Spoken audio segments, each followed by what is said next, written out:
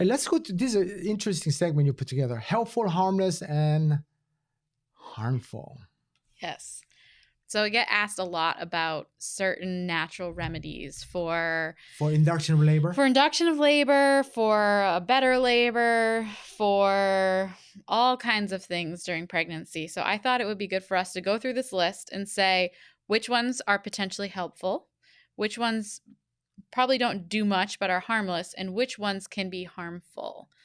So the first one that we hear a lot about is red raspberry leaf tea. Drinking it in your third trimester. I've heard some people say that it can induce labor, and other people that say it tones your uterus to make your labor contractions more productive. I think if it works, it's called coincidence. Mm-hmm.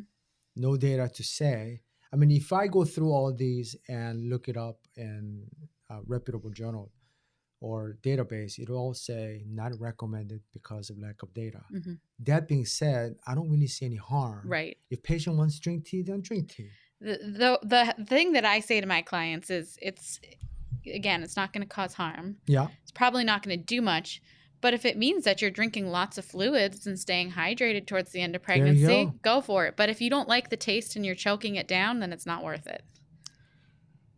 And Primrose Oil. Didn't Laura Clary use that? Didn't she say she did? I don't know about that. She said it is echinacea probiotic. Huh. Okay. But I do have people ask about evening primrose oil inserted vaginally towards the end of pregnancy to help soften and ripen the cervix. Again, I would say if you want to do it, I'm not sure who's going to do it. If the patient, her husband, her partner, I'm not sure who's going to do it. Yeah. It's not going to be me inserting that suppository in the vagina during a regular exam. I'm not aware of any harm. Yeah. Some of these, I think people need to do it just because they feel better about it, right? Yeah. I did read an evidence-based birth article about evening primrose oil. And the bottom line was they really didn't find any benefit to it. And I'm not recalling exactly what the harm was, but they did find that there were some side effects to it that were not great. So for the mother or the baby? You know what? I'm going to have to look it up. And I just remember because when I was pregnant with my first, I was under the care of midwives, and they told me to do this starting at, I think it was like 37 weeks. They told me to take one of the gel caps and to poke some holes in it and then insert it vaginally before I went to bed, wear a pad and to do that until the baby came. So I was curious. So the issue with that is, imagine at 37 weeks, the first or second one, if you were to do it nightly, right? Then that's a problem because we don't do induction until 39 weeks. Right. So I don't recommend doing anything at 37 just in case it did something. Right. So there's a problem with it. Was it a certified nurse midwife or? It was a CNM, and I think it was because I have gestational diabetes. They were like, let's start you a little earlier. Then that makes sense. Yeah. Next one is castor oil. That is one that was brought up with Laura Cleary. So people take castor oil to induce labor. I mean, go for it, I guess. You can diarrhea out the baby. I thought it could be harmful from what I've heard. I mean, can it cause some pretty intense, uterine contractions, dehydration, potentially stress for the baby? I don't know of any of my patients who would use this because they're under my supervision. Right. But I could see maybe some of our friends who are home birth midwives and birthing center midwives, maybe they will. Yeah, I had a client once whose membranes were ruptured. Labor did not start for, I think it had been 48 hours or so. She was at a birth center. It was a CPM who said, next step would be castor oil. Luckily, she sent the patient to get an ultrasound first just to confirm baby was breech. So that's why things weren't moving. Yeah. Garlic and probiotics for GBS. This one where I have to say, first of all, we do tests for a reason because we're going to do something about the result. Right. So if it is negative, fine.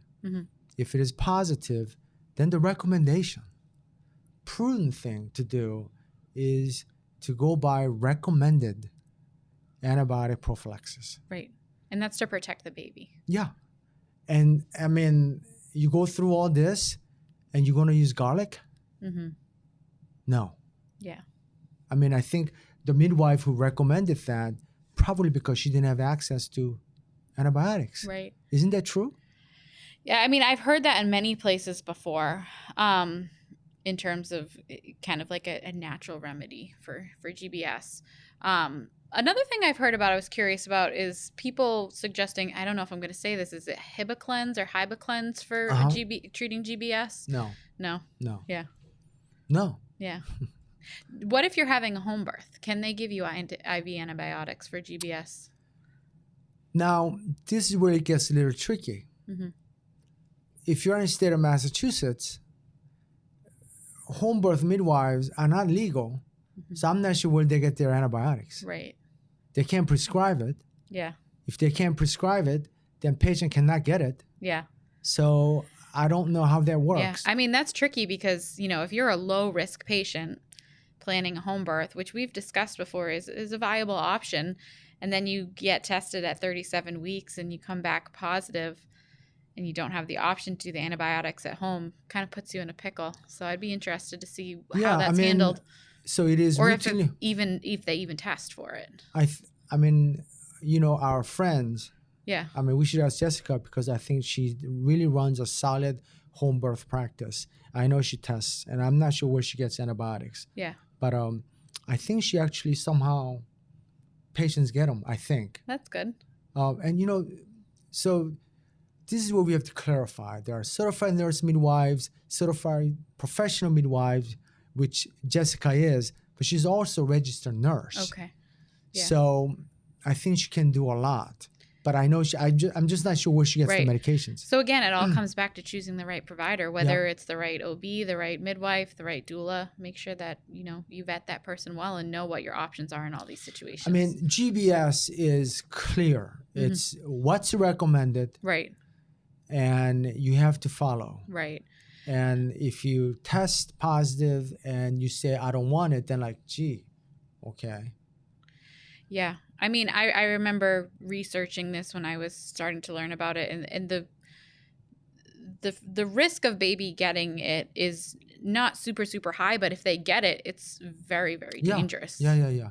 So there's no way to get around that one. Right. Exactly. Let's see. Acupuncture. Yep. I mean, acupuncture is just a great tool. It's so relaxing. I was so surprised. Relaxing. It's like, I tell my patients, they say, why do you get acupuncture? I say, it's like smoking a joint. I'm so relaxed. Yeah. So I see how it could help patients towards the end. Mm-hmm. Get it once or twice a week just to relax, to buy time. Yep. Whether it causes or starts induction, I know that there are no studies that showed that it works. But acupuncture could also be used in some places for pain management. Right? Yeah. Yep. And even if it causes you to relax more and relieve stress, we do know that removing stress can be something that can help facilitate the process of labor. So, well, relaxation allows your blood pressure to go down, heart rate to go down, better perfusion in your uterus. Everyone wins. Yeah. So there's definitely a place for acupuncture.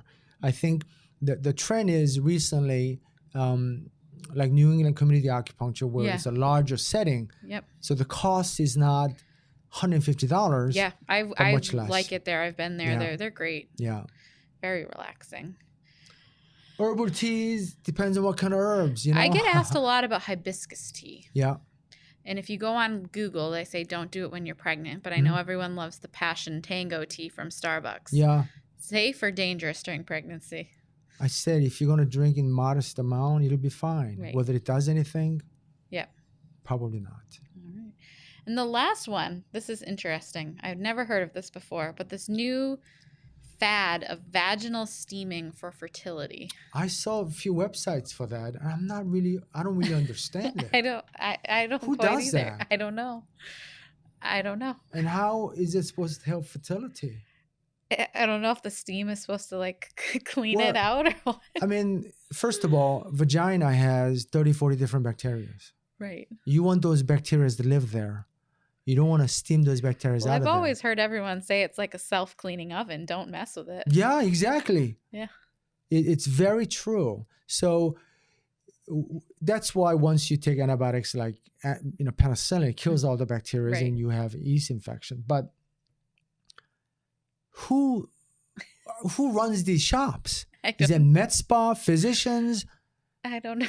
We'll have to talk about that one. We'll have to get some TikTok or videos for that one. Yeah. So talking about all this, we talk about how to make sure your alternative therapy is safe and that you are with a correctly credentialed provider. It's complicated. Yeah. Start with your OB, your midwife. Talk to them about who they recommend. Yeah. If it's a therapy that they approve of. And if it is, you can go from there to ask friends, family, ask to see that people are licensed and, read reviews. I have a list of, we have a list of chiropractors, physical therapists, occupational therapist, psychotherapist, sleep consultant, nutritionist, dietitian. We have them all, but we vetted them. Yeah.